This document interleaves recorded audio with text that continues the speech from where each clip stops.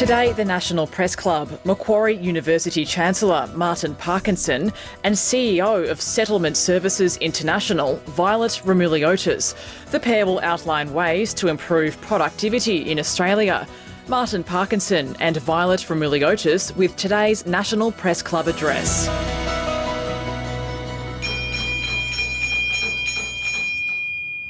Hello and welcome to the National Press Club and today's Westpac address. My name is Gemma Daly. I'm a director of the club and I've been a member for 25 years now. My day job is Head of Media and Government Affairs at Australia Industry Group, which represents around 60,000 businesses. Previously on my road was working as a journalist extensively in the gallery, including for Bloomberg News and as Bureau Chief at the Financial Review. But it's not about me.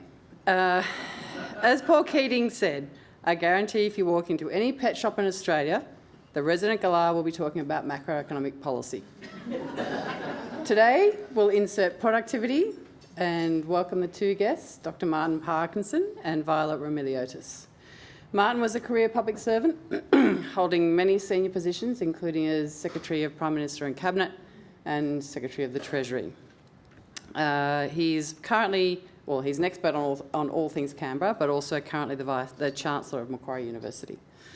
Violet has spent close to 40 years leading for-purpose organisations, providing human services that promote equal opportunity and change the lives of individuals and families. She's currently CEO of SSI, which is a national not-for-profit organisation providing dedicated human and social services to a diverse Australia. In her time as CEO, Violet has taken SSI from a Sydney-based organisation with 68 staff to a 1,000+ workforce that supports more than 53,000 people nationally each year across a range of human services. So welcome, Violet.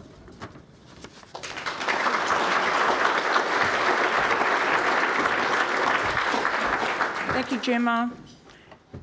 Thank you to the National Press Club and thank you to all of you for coming. It's very much appreciated. I acknowledge the traditional custodians of the lands that we meet, the Ngunnawal and the Ngambri peoples, and pay my respects to elders past and present. I'll start with something familiar to all Australians, a waiting room. A patient told that they will have to wait for months for their elective surgery. A family waiting for their new home to be finished because there aren't enough tradies. And a child waiting to see a speech therapist. But there is another room, a waiting room of wasted talent. And that room is filled with people who we invited to Australia because they have the skills that we need.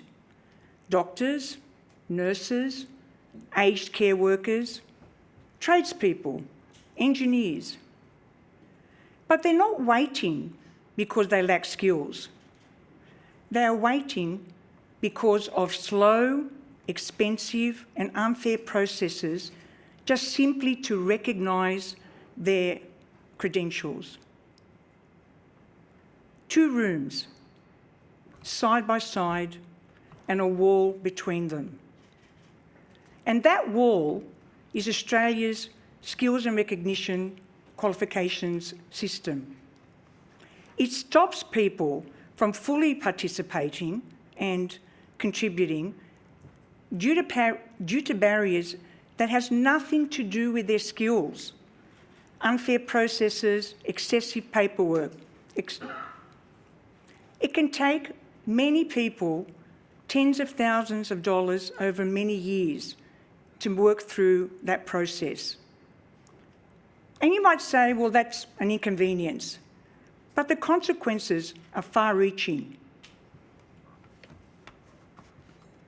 Right now, 44% of qualified permanent migrants in this country are working below their skill level.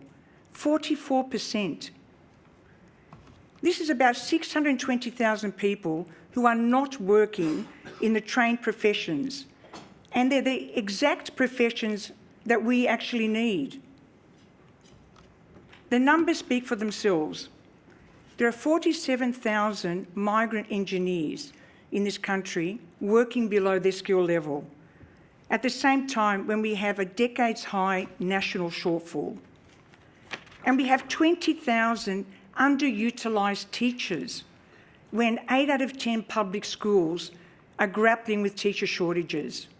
And who in this room does not know a teacher or had a conversation with a teacher who talks about the criticality of that shortage and the impact on our kids?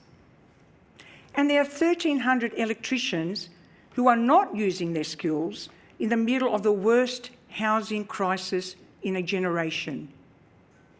We are all paying the price for failing to use the immense talent we already have in this country. 2 out of 3 underutilised permanent migrants in Australia arrive through the skilled migration stream. And these are people we have actively selected and invited because we need those skills, and yet our systems prevent them from putting those skills to use once they arrive. The culprit is a completely disconnected system. To come to Australia as a skilled migrant, you must have your qualifications and experience assessed to secure a visa, and quite rightly. But once you arrive, those assessments count for almost nothing. You're forced to navigate a separate onshore process to recognise your skills and get licensed to practice, a process that totally ignores the assessments you've already done. It's just ridiculous and completely inefficient. Put simply, it's a system that is not delivering on what it was designed to do. It is meant to ensure there is quality expertise serving our communities, but in many cases, it is needlessly holding back that expertise. This, of course, affects skilled migrants, but affects every single one of us as well. Imagine if we could activate those skills while upholding the high standards that Australians expect. So the Activate Australia Skills campaign began with what Settlement Services International, or SSI, and our partners kept hearing again and again. People arriving here ready to contribute. They have qualifications, experience and a desire to work. But they hit a system that feels like we don't want them to contribute, at least not in the job and skills that they have. We have built this campaign from lived experience into a national reform agenda, one that unlocks productivity and improves essential services for all Australians. More than 130 organisations now support this campaign and are backing these reforms. And there is overwhelming consensus from civil society organisations, unions and business that skills recognition reform is the productivity boost Australia is missing. And people can see the waste, and government will increasingly bear the economic and political cost of leaving this system broken. Our esteemed guest, Martin Parkinson, will speak in detail about the economic case, but the politics of this issue is equally as compelling. And the political problem is straightforward. First, there is a credibility test. We hear that productivity is vital to economic growth, yet this issue is literally holding back hundreds of thousands of people right now. Second, this directly affects consumers and drives up costs in the middle of a cost of living crisis, wasting skills and expertise while Australians face rising costs and longer waiting lists is indefensible.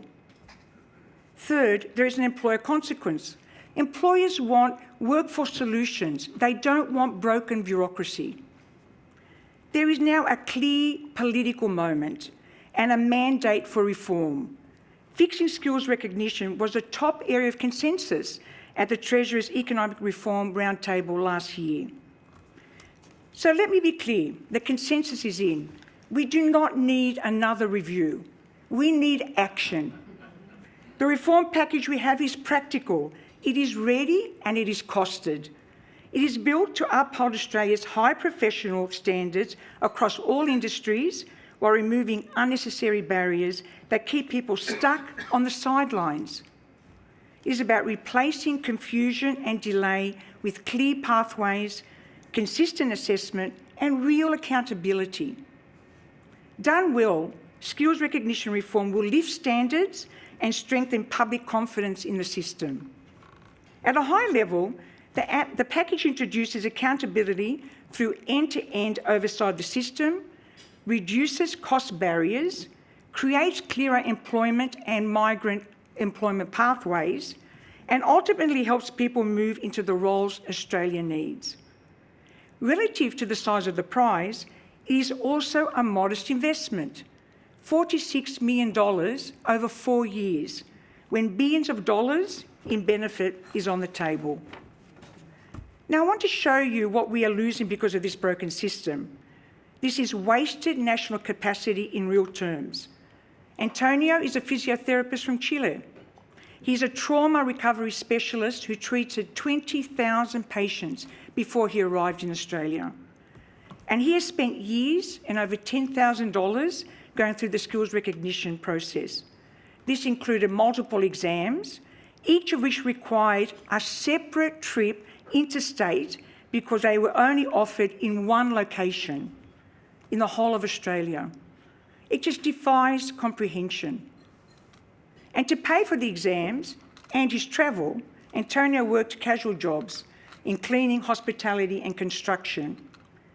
And he says he would hear his construction colleagues talking about their sore back and other ailments that they had, and talking about the cost of physiotherapists and the delay in getting appointments. And Antonio spoke about his absolute frustration and despondency of being there. He says, I could actually treat them for what their problems were. But he was on the sidelines. He was blocked. And today, Antonio is a research associate and a lecturer in the Doctor of Physiotherapy program at one of Australia's leading universities. If he can train physiotherapists, well, surely he could practice as one. But a good news story. Just weeks ago, after nearly 9 years, he was finally able to complete the process. And I think that we are lucky to have the Antonios who want to come here and contribute. And he said, I chose this career because I know I was making a difference to people. And I want to continue doing that in the country and the community that I now call home.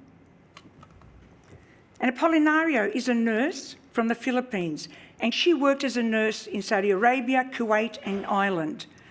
And she said that the process in those 3 countries was super efficient and seamless. Not so much in Australia, she tells us. It was complex, it was costly, and very demoralising. She said that she felt that every month that she was not working and using her skills, she felt that her skills were rusting. And she felt despondent because she knew there was a shortage of nurses and she wanted to get out there and do what she does well. So there are many stories like this about people and the impact on them. Very quickly, Consuelo is a teacher from Chile and many years' experience, and talked about trying to navigate the system from one organisation to the other and getting conflicting advice. One telling her, you'll never get your degree recognised here. Another saying, you have to do an Australian diploma. And a third charged $1,000 just to have a look at her academic credentials. So, believe it or not, in Australia, there is not one source of truth, an information portal that if you've trained overseas and you want to work in that professional field here, there is nothing that tells you what you need to do step by step. So when you hear these stories together, a pattern emerges. This is not about individual shortcomings. It's not individual shortcomings. It is about a system that makes it unnecessarily hard for qualified people to contribute. And according to Deloitte Access Economics, $9 billion could be added to Australia's economy each year if permanent migrants living here worked in jobs that match their skills at the same rate as Australian workers. $9 billion each year. This is why this belongs squarely on Australia's productivity agenda. And did you know that every migrant who works in their licensed profession boosts our productivity by about $43,000. Every migrant is a measurable economic gain. But it also has a human dividend that Australians intuitively support. People contributing at their level, paying tax, building a life, building a career, and strengthening the communities they are part of. So here is the opportunity to the Prime Minister, the Treasurer, and their Cabinet. You have an opportunity to address a decades-long drag in productivity. You have acknowledged the need for skills recognition reform. It was the top area of consensus among union and business leaders at your productivity summit. And since then, every state and territory have endorsed the need to improve skills recognition. Now the consensus must lead to action. For you, this is a clear next step on both policy and politics. The solutions are ready. They are costed, carefully designed, based on world best practice, and ready to go. There is broad national consensus and a clear political mandate. Taking action would demonstrate practical leadership on productivity and service delivery at a time when Australians are looking for solutions that deliver real, tangible results. What success looks like is simple: a system where qualified people have a clear recognition pathway, get assessed quickly and fairly, can afford any gap training or recognition of prior learning required, and move quickly into work, with employers able to trust the process and Australians able to trust the quality. We call on the Treasurer to fund this package in this next budget and get on with skills recognition to show that productivity reform can deliver real results, a stronger economy and better services for Australians. Everyone wins if we get this right: patients, families, businesses, skilled migrants who want to contribute. No more waiting. Now is the time to act. Thank you.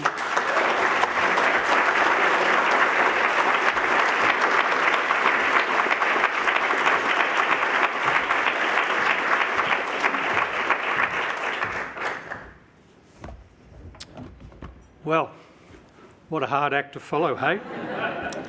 Let me start by adding my respects to the elders of those lands upon which we meet, past and present. Colleagues, Violet's just given us a blunt message, and I want to be equally blunt. The migration debate playing out in Canberra and indeed across our entire nation is not addressing the challenges we face as a nation. Indeed, some of the touted solutions will not only fail to position us for the future, they will exacerbate, not resolve, the challenges we already face.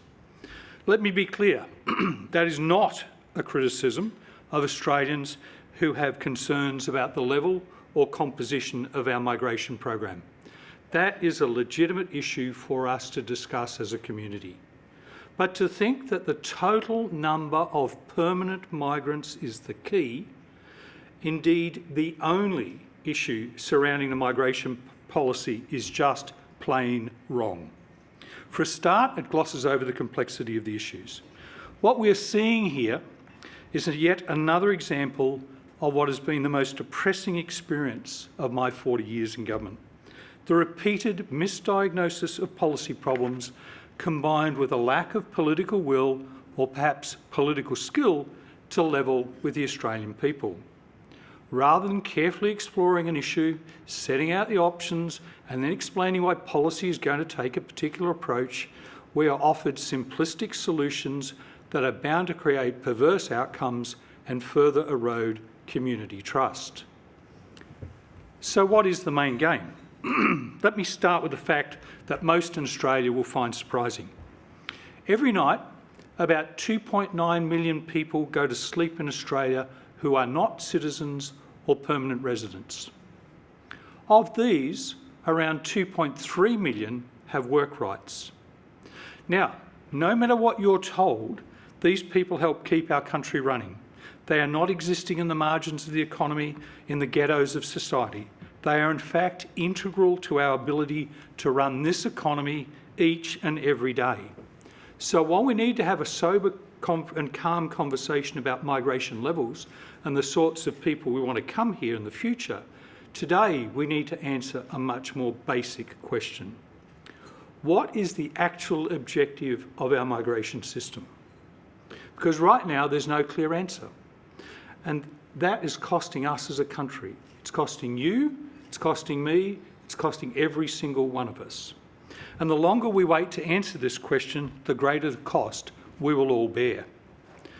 The 2023 Migration Review, which I had the privilege of chairing, working alongside Professor Joanna Howe and John Azarias, identified 5 complementary objectives for the program. For the purpose of today, I want to focus on the first of these: building prosperity by lifting productivity, meeting labour supply needs and supporting exports. While that objective seems unobjectionable, let me put 4 facts on the table. 1. Australia's labour productivity growth is, by the Productivity Commission's own assessment, the worst on record. 2. A third of all occupations face a worker shortage. 2/3 of those occupations require professional licensing. 3. Nearly half of all permanent migrants who have come here in the last 15 years are working below their skill level. And 4, community concern about migration, about housing, about the cost of living, who gets to come here and why, is real and cannot be dismissed, even if the links between those issues are at times tenuous. So let's step back for a moment and reflect on the situation, because those 4 facts cannot coexist without something being seriously broken. You cannot simultaneously have chronic skill shortages and hundreds of thousands of skilled permanent migrants underemployed. You cannot say migration is both too high and too unproductive unless the permanent migration system itself is the problem. I want to be clear, that is not a political argument. It's a systems diagnosis. And indeed, the Migration Review concluded that Australia's migration program, both permanent and temporary, was not fit for purpose. That finding was accepted by government. It was endorsed by stakeholders, employers, unions and civil society. But what has changed since? Not enough. We're still having the wrong conversation. The public debate about migration is almost entirely about numbers. How many people, from where, and on what terms? Do not misunderstand me. As I said, that is a legitimate debate because it goes to the issue of the social acceptance of migration. But if you think that's the only issue, you're missing the wood for the trees. How you can decide on the level and composition without discussing the objective seems to me to be putting the cart before the horse.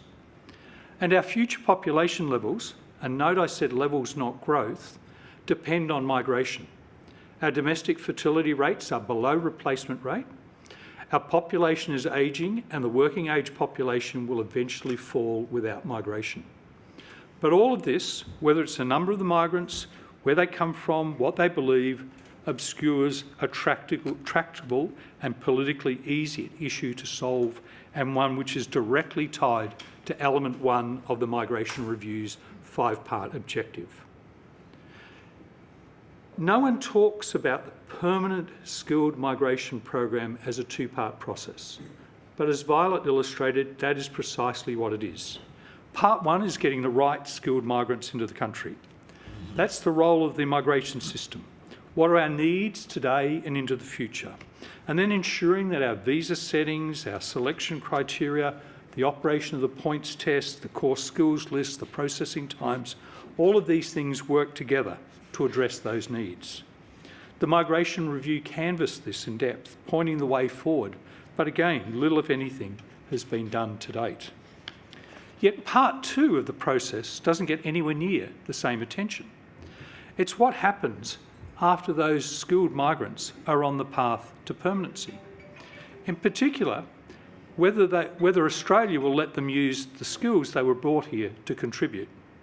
That is, the skills and qualifications recognition and occupational licensing system.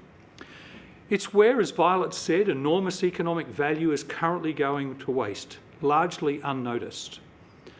We have a multi-step, multi-agency, multi-jurisdictional assessment and licensing process that was never designed as a system. It just accumulated layer by layer over decades. It's like a river clogged by mud, sludge and garbage. But in the same way a river can be reshaped and cleaned away by a flood, we can reshape and clean away this issue by a flood of common sense and good policy. The economic cost of this is not abstract. The Productivity Commission described Australia earlier this year as being in the midst of the worst labour productivity growth on record. Not the worst in a decade, not the worst in a generation, the worst on record. Our ageing population is going to make this economic challenge worse. Treasury's 2023 intergenerational report noted by 2060, nearly a quarter of Australians will be over the age of 65. That should not come as a shock to anyone. Every intergenerational report for the last 25 years has been warning of the same demographic trends and their real and their painful consequences. And whether we like it or not, some facts are immutable. The ratio of working age people to older Australians will fall. That means that not only will our young likely be poorer than we, bearing a higher tax burden and debt burden than we ever did, we also need to recognise that they'll live in a grimmer, more dangerous regional environment than any of us have ever experienced. What's that got to do with migration, you may ask? Well, it's another one of those awkward, immutable facts. To deal with these challenges, we need a broader tax base with better targeted, more efficient taxes, or we need to cut expenditure to deliver a more sustainable fiscal position. We need to incentivise innovation and investment to raise the speed limits to our growth rate. And we need either a larger working age population or a far more productive working age population. Now, tax and other reforms are not what today's about, nor is the size of the population. But we need to recognise that any meaningful growth in the working age population will only come through migration. That is not a forecast, it is a fact. It's baked in and there's nothing, absolutely nothing we can do to change this. So another of those awkward, immutable facts. So again, let's step back and look at this again. If we think clearly about these issues, it makes it even clearer and even more perverse when we need our existing and future populations to be as productive as possible, that we're running a skills recognition system in the way we are today. This is particularly so as we stare into the risk of stagflation. Our existing poor productivity performance being at risk of being exacerbated by higher inflation, particularly higher in fuel prices due to the war in the Middle East. Yet we've built a system that prevents migrants, not just those that might come in the future, but those who are already here, from working to their full capacity. So no matter where you sit on the size of the migration program debate, you have to recognise that the more immediate question is whether Australia is getting value from the people that it has invited here already and those it will invite into the future. And right now, the answer is clearly no. The Activate Australia Skills campaign has taken this analysis seriously and built a practical policy response around it. The plan is backed by industry and unions alike. The centrepiece is national governance, an independent skills and qualifications recognition commissioner, a statutory function with oversight of the end-to-end recognition system from visa to occupational licence to employment. Not, I would emphasise, a body that duplicates what industry associations and accreditation bodies do, but one that ensures that those functions operate to consistent benchmarks with measurable outcomes and clear timeframes. It would identify system barriers and propose solutions while never reducing Australia's rightly high standards. It would turn a patchwork of individual assessing bodies into a system with shared objectives that work in the public interest, to ensure an adequate supply of talent to address the nation's skill shortages. Now, every functioning system requires good governance with the right incentives. This governance framework would help facilitate harmonisation across the states and territories to reduce the variation in licensing requirements for the same occupations in different jurisdictions. Now, this is achievable, but it requires significant political will, not significant new spending. Alongside good governance, we need a national recognition system navigation service to offer a single point of guidance for migrants working through the recognition process across jurisdictions and across professions. To complement this in-person guidance, we could consider a national portal, like Germany has, that outlines whether your profession requires licensing and how to obtain it. The third element is financial support where it's needed. People should not be stopped from contributing hundreds of thousands to the economy because of the recognition process that's prohibitive when they're starting out. And the fourth, the fourth is by ensuring that the way we choose skilled migrants in the first place is better informed by occupational licensing requirements, so that we stop creating the problem at the point of entry. In other words, we create a joined-up system, and that can yield low-cost, high-yield reforms. Now, the political conditions for action are unusually ripe just now. The Treasurer's recent reform roundtable saw rare consensus across government, industry and unions that the skills recognition system is not working. That kind of tripartite agreement on structural reform is genuinely unusual. It reflects years of accumulated frustration from employers who cannot fill the roles that they have, from unions who see skilled migrants locked out of work, and from governments that know the system they run is not delivering, not for the migrants for themselves or for the rest of us. But consensus without action is just a group of people admiring a problem. And these windows of opportunity close quickly. When they open, we need to strike and strike hard. At a time of rising inflation and weak economic growth, it is imperative that governments pull all the levers they can to significantly boost productivity. And the actions we are detailing today do just that. As I said, stagflation is a real risk. I emphasise risk. And we are proposing real reforms that can help prevent that. So let me conclude. When Australia invites someone here because of their skills, there's an implicit bargain. We'll let you use them to your benefit, but even more so to ours. Right now, we are not keeping our end of the bargain. Not only is it not the fair go that we pride ourselves on, but we're wasting human capital on an industrial scale. The reforms we've outlined today are not radical. They are not expensive. They should not be ideologically contested.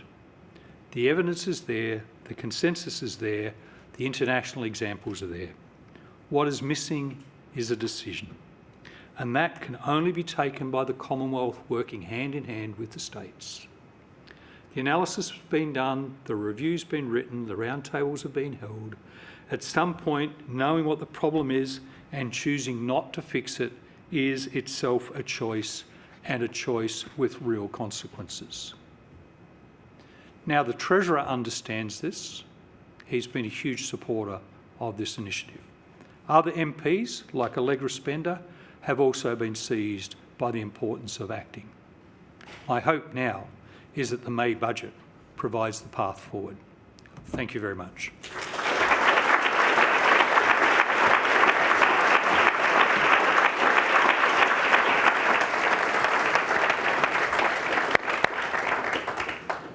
Well, thank you both. The answer to our productivity problems seems so easy. It's only one element. Yeah, exactly. Violet, I might come to you first. Yeah. I think you're talking about the value of skilled migrants and their piece in the productivity solution. Migrant workers are more likely to be in the workforce. Migrants are more likely to be in the workforce than the general Australian population. they're more likely to have a postgraduate degree. They are naturally then a much more productive part of the workforce. You talked about systemic problems and some of the challenges migrants face when they come here. Is there something deeper, reflecting a little bit of what Martin talked about around the debate of Australians accepting migrants? Is there some deeper sort of feeling against migrants? I think that if you consider the geopolitics of today, there is a lot of things that do worry Australians, and quite rightly, and when people are experiencing housing shortages and cost of living problems, and they see the communities changing rapidly, they have a sense of fear and concern. They lose that sense of curiosity. And then on the other hand, when we have invited, as Mum said, people to come, it's a very important decision when people uproot themselves and arrive as a skilled migrant, for example. And if we don't hold our end of the bargain and they feel on the periphery and they're not able to contribute as they like, they also feel less connected with community. And so this causes a situation where it does impact social cohesion, but and it brings sort of an agitation. So I think the crux of the issue for us is these 4 solutions, these reforms, will benefit all Australians essentially. And I think that's what the key issue is. Okay. Martin, you talked about the window being open. I think if you look at this government, there is in terms of longevity, there is definitely a reassurance around that. You've seen the window closed many times over the most depressing thing you've seen in 40 years. What do you think the chances are that we're actually going to see a solution work through on this? Well, I have no inside knowledge of what might be done in the budget, but it was an incredibly powerful experience to be in the round table and to see everybody at that table agreeing. Now, I did say at the time that the level of agreement was probably superficial and that there was hard work that was required, and that we were really committed to it, we had to stay the course. But what I do know, and I've had genuine conversations with him about this, is the Treasurer thinks this is a key element of reform. Not the only element, and that was the whole point of the speech, it's not. There's a whole series of other dimensions that need to be considered, but if we're serious about dealing with these issues, then now is the time to act, because the chances of turning around our productivity performance quickly without some of these sorts of initiatives are very, very slim. And so in a world where it is not the government's fault that oil prices and the knock-on effects are going to act as a very strong inflationary stimulus, their ability to actually act on the productivity side and the reform side is critical, because this initiative is not only pro-productivity, but if you think about it, it's actually disinflationary. So, the arguments in favour of going down this route and going down it quickly, to me, are really quite overwhelming. And as I've said before, this should be the case. You should support this, no matter where you sit on the big migration program, small migration program debate. Because it's not about how many people come here. This is about how do we use the people who have come. Those that are already here and those that are going to come in the future. Okay. I would ask you how to make productivity sexy for the public, but we might not have time. We've got some working journos here. The first question is from Tom Crowley from the ABC. Thank you, and thank you, Dr. Parkinson and Ms. Roumeliotis, for your speeches. They were very, very interesting. I want to ask about what I suspect many of the galahs in the pet shops, to go back to Gemma's analogy, are talking about at the moment, and that is the price of fuel and the war in the Middle East. Clearly, it has changed the macroeconomic picture quite dramatically. Dr. Parkinson, in your speech, you mentioned that we're staring at stagflation, and you allude to the war. I wonder if you could elaborate a little on how you see that the war has changed the macroeconomic picture and how you think it should be changing the federal government's thinking about the economy and the budget. And a question for both of you, given the context of the war, does the government get a leave pass if it leaves some of these structural reforms that aren't related to the war for a future budget? Or regardless of what happens in the world, does it have to be this budget? So Mark, might go to you first, but Violet, perhaps you give a perspective in terms of your cohort and what's happening globally at the moment. Yeah. Thanks, Tom. I think the forces that have been unleashed and the consequences by this war are going to have long-lasting effects. Just think through the practical issue.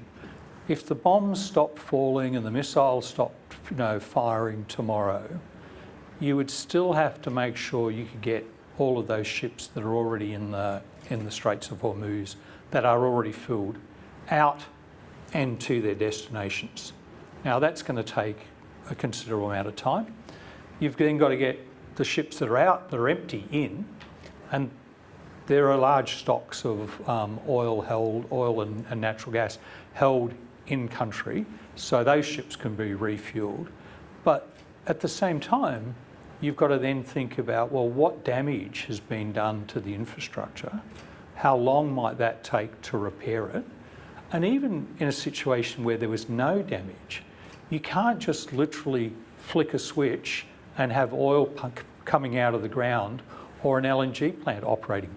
You've got to actually stage these things back in carefully. So to me, the issue is not so much the here and now. I don't think we're looking, I don't think we're in a situation of stagflation today, but I do think there's a risk, and I emphasise risk. It's not guaranteed it's going to happen, but there is a risk that we could find ourselves in that situation, and that risk goes up the longer the conflict goes on, and depending on how the conflict is resolved, then that could have really big, quite different impacts on supply and price going forward. So we didn't create this situation. We weren't consulted about it, but we're having to deal with the consequences of it. Come back to the budget. There is only a certain amount of bandwidth that any government has at any point in time. It is unrealistic to expect that a government can launch 1,000 ships in the economic reform space all at the same time, even without the consequences of the war. Governments are elected to make trade-offs, and they've got to think about the politics and the economics of this.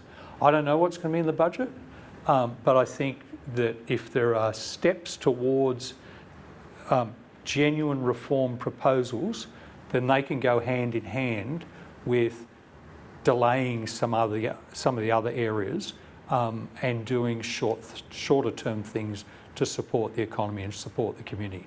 Because just think about what's happened to the price of fuel. That is incredibly inflationary. And the excise tax cut is only taking a little bit off the top of that inflationary pressure. So, the argument that I've seen, it was a bad thing to do, you've got to, the community got used to support in COVID, and it's unrealistic, in my view, to expect that governments would not have done something. The question is, what are you going to do for the medium and longer term that's going to result in reduced inflationary pressure and greater growth in living standards? And that comes back to a reform and productivity agenda. Well, I would say that when over the past few decades, hasn't there been a war or conflict that globally impacts, governments like ours? But if I remind you all in my speech, when I talked about the Access Deloitte Economics report that said that $9 billion would come into the economy every year if people were working at their skill level, permanent migrants who are here today. And so it would be remiss of government to not invest something as modest as $46 million over 4 years that actually reduces this inefficiency. It's absolute inefficiency. And it's also a point in time. It is right about the politics because employers are screaming for skilled labour and Australians are feeling the pinch. When they do go to hospital, they don't have enough nurses. Aged care is in crisis. So this is a shovel-ready reform that is ready to go and has been costed. So I feel very strongly that government should not, the Treasurer should really consider that this is a great lever for him now and for the government to really activate a lot of productivity. And if it's delayed, who knows what else might happen next budget. Thank you both. Next question is from Julie Hare, freelancer. Hello, thank you both very much for your speeches. I have 2 questions, if you'll indulge me. I'll be as quick as possible. They're both to Dr. Parkinson and related to his role as Chancellor of Macquarie University. The first is around... Why am I surprised, Julie? The first is about international students. Yeah. So the government raised, and so we're talking about skills coming in, and international students are a very important part of the skills network in Australia because they do the jobs that Australians don't want to do. So last July, the government raised the application fee for a visa to $2,000. That's double the second highest in the world, the UK, which is $1,000. And the temporary graduate visa, so that graduates can actually take their skills and work in the economy, up to $4,600. They're both huge amounts of money. So one would, think that the government is trying to stop demand by putting the visa prices so high that they won't come. However, at the same time, visa rejections are going through the roof. More than half of all applicants from parts of northern India and Nepal have had their visas rejected in the early months of this year. The fees are not refundable, so the government made over $300 million out of the $2,000 fee in 6 months, of which more than $50 million was from students who were rejected. My question is it ethical for the government to use international students and temporary migrants as a revenue raiser for their government, for their treasury coffers? My second question to Dr. Parkinson is Four Corners did a program on Monday night about universities and whether they're in crisis.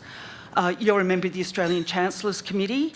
The chair, John Pollers, his vice-chancellor, stood down from Swinburne last week because of issues around Dr. Pollers. Are you confident about the competence of your colleagues on the Australian Chancellors Committee? It's an easy one. Right. Didn't see that one coming. Look, all I can say is around the governance of universities, I think the work that the Expert Council on University Governance did was excellent. And I can really only speak for Macquarie University. We've prided ourselves on the quality of our governance. Now, when we did an initial assessment against those principles, we looked reasonably good. Didn't mean there weren't areas where we could do more. And in fact, even before the ECUG report came out, we had already initiated a set of actions to try and enhance that. And so, related to anything around the Four Corners report, we will be judged by what we do, and I'm not going to judge anyone else. I don't know what the details related to any other university or any other individual, so I'm not going to speak on those. So, good try, but I'm not going there. On the first one, look, you asked the question about ethics. I think there's actually a deeper question. Both of the governing parties in this country over time have had an understanding with the university sector that they were no longer willing to fund the sector. So you have to understand that the total cost of running a university, only about a third of that is covered by the Australian government. Now, what they did do is they said, we're not going to fund that, and we're going to cut back direct expenditure by government on R&D. What they did is they gave us the lever of using international students. And so that's why the international student has become so important to the university sector. Personally, I actually think you can mount an argument for limiting the number of international students. But the argument is not about housing. That's just a furphy. The argument has to be around, can you get yourself in a situation where you've got so many international students in a class that it's impacting negatively the quality of education? And if that is the argument that you mount, and you can prove that's the case, then I think that's a legitimate argument to say then cap. What I think's happened is that the political pressure to be seen to do something about migration, if you run through the various groups, the only one that is essentially easily able to be adjusted without huge political outcry is international students. So forgive the cynic in me, but I think that's been true for a number of years, predates this government. But I think there's a really interesting issue here, and that is that, as Barney knows very well, over 50%, so 51% of all international students who graduate and then get to work in Australia are working at skill levels 4 and 5. And they've come out with degrees and they should be working at skill levels 1 or 2. Now, the comparable number for Australian graduates are something in the 20% range. So what's going on? Well, partly it's the issue, if you're an employer, you don't know whether the person is going to get a temporary graduate visa, so you can't employ them until they've got that. And then when they've got the temporary graduate visa, you don't know whether they're going to be renewed. So, and they can't get the temporary graduate visa until after they've graduated, unlike the Australian kids who are applying for jobs beforehand. So you train them, they pay us to train them, and then we funnel them into lower skilled jobs than we've just trained them for. And then by the time they're able to go back into those jobs, into the jobs they've been trained for, well, they've missed out on that experience. I think that's the real tragedy and the real disgrace around the treatment of international students.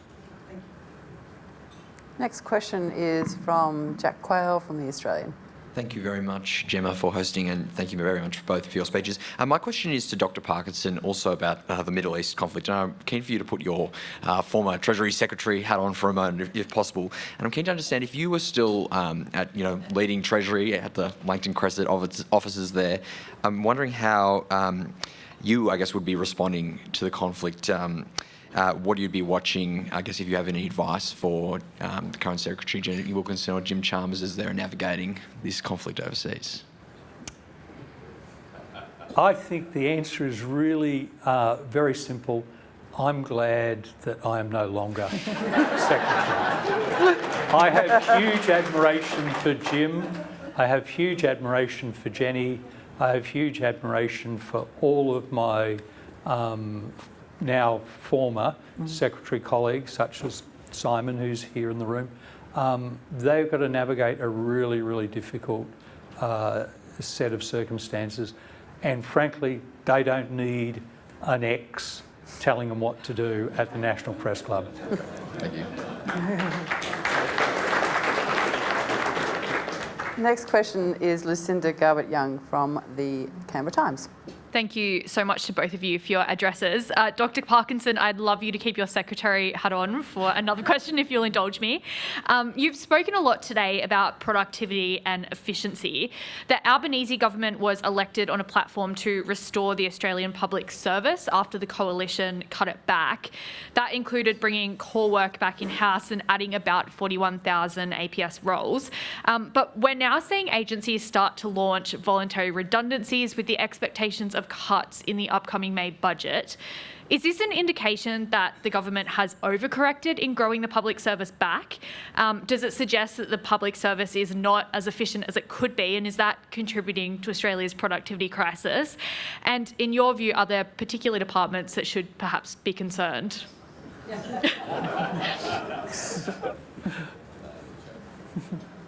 Right. Look, you'll always be able to point under any government of any political persuasion at any time in history in Australia or anywhere else in the world that there are examples of inefficiency. We should all try to pursue as efficient an operation of government as possible.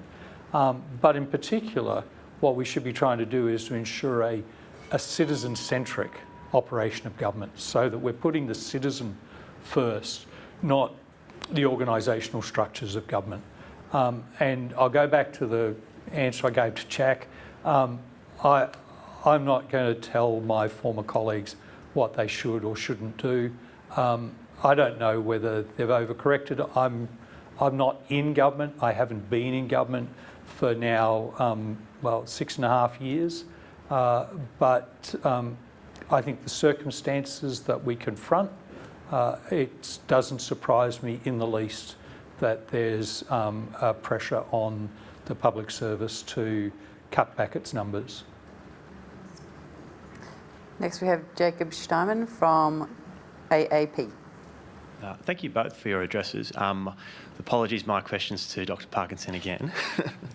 But in your speech, you mentioned a lack of political will or political skill when it comes to explaining complex policy solutions to the Australian people.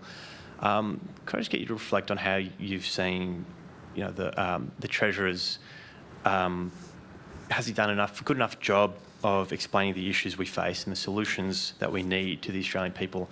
Just more broadly, in your time in the public service, how did the calibre of the political class, either diminish or change, and what do you reckon is the reason for that? Gee, you're going to make sure I don't get invited to any dinner parties in Canberra, aren't you? Look, first of all, that comment was not directed at the Treasurer.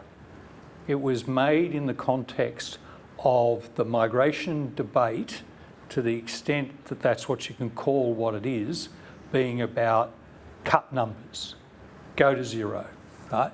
That's the extreme argument that's being put.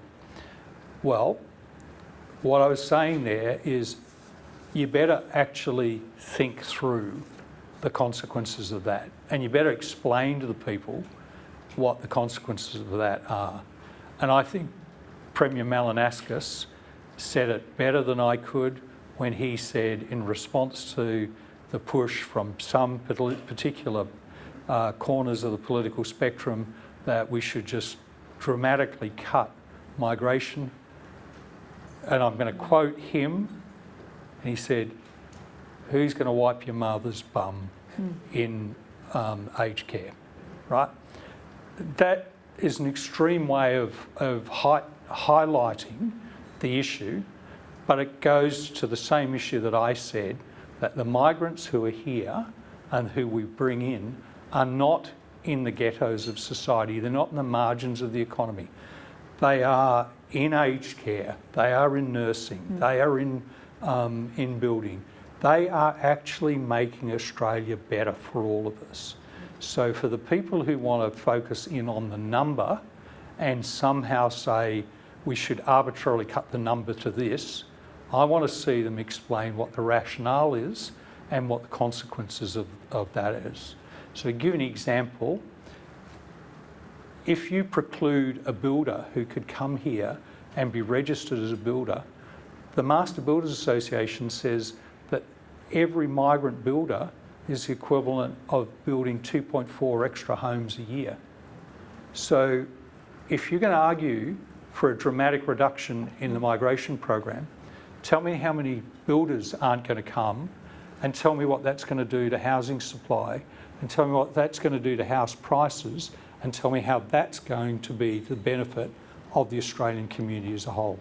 So it was not a question, so it was not a comment at all directed at the current Treasurer or indeed the current government. But does that comment about the social acceptance of migration speak to how governments over the years have failed to explain the issues? Yeah, look, I think it's quite understandable for a member of the community to look around and think house prices have gone up, infrastructure's crowded, and migration, there's migrants in Australia. Therefore, it must be the problem must be being caused by migrants. The real problem is house prices have gone up because it's a supply problem. And the supply is not changed by reducing the number of migrants. The supply problem is not changed by handing out first homeowner grants. The supply problem in infrastructure is not fixed by refusing to have infrastructure development programs that take a 10-year ahead look. And indeed, in the migration review, we said, well, in fact, for the state and territory visas, and those people are typically older and less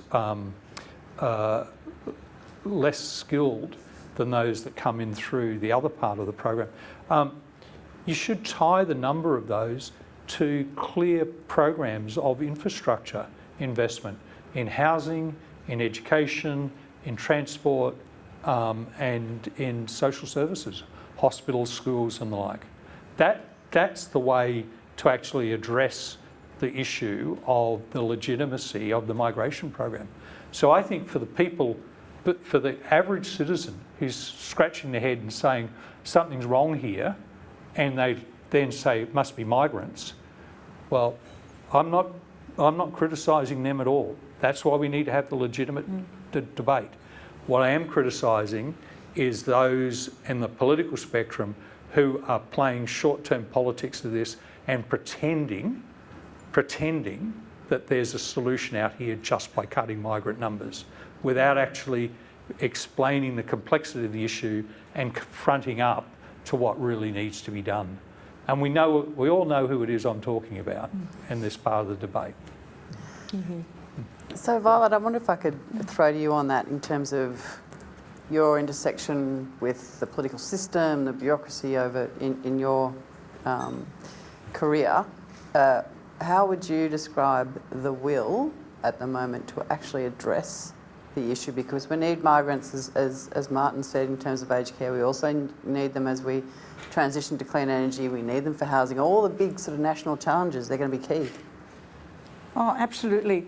And as Martin said, you know, what we're talking about, there are people already here. So it's about actually fixing a system that no one has really taken responsibility for end to end and getting people into work. Those people will be happier and all Australians will benefit. It's a no-brainer.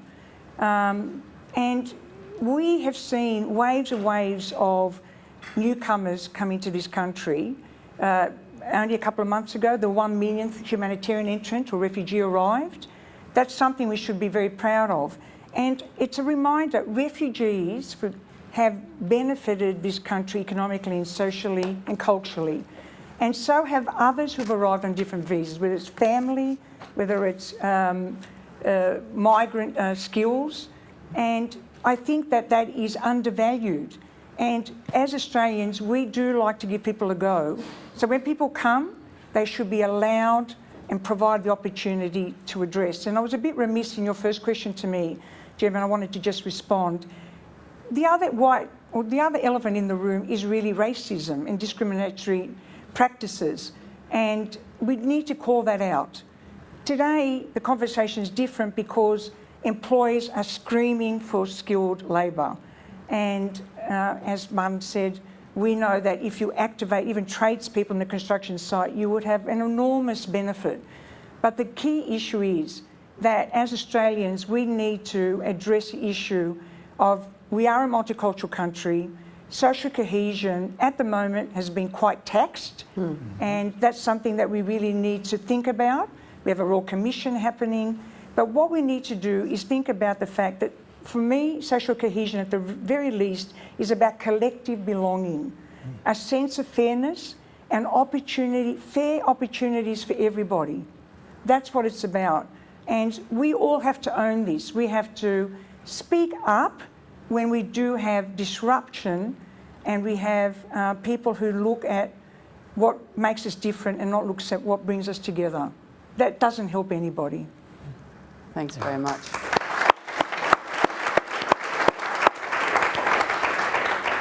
Our final question today is from Melissa Code from the Mandarin. I wanted to ask a question about when all those in this room nodding in vigorous agreement with the reform package you've just outlined, when they need to start protesting and getting loud about inaction. Because, Dr. Parkinson, you said at some point the decision not to act is a decision. And there's a question of accountability, I guess, that comes into that. So can you put us on notice? When do we need to start becoming a rabble? I think you should take Budget night is a good start, I think. We'll keep you posted. Yeah, I seriously, these reforms are no-brainers. The two top ones about a commissioner would immediately shine a light and improve inefficiencies. And looking at the cost and an information portal. Look at two countries like Canada and Germany have mass numbers of people in their country arriving, and they activate those skills very quickly. And so there's no reason for delay. I think if we don't get something in this budget, it will be an extreme disappointment, and the campaign will certainly continue. Dr. Parkinson, after 40 years of seeing depressing examples of this, when do you throw the biscuit across the room? Maybe I did today. Yeah. Well, thank you for your time today, both of you. Please join me in thanking Martin Parkinson. Thank you.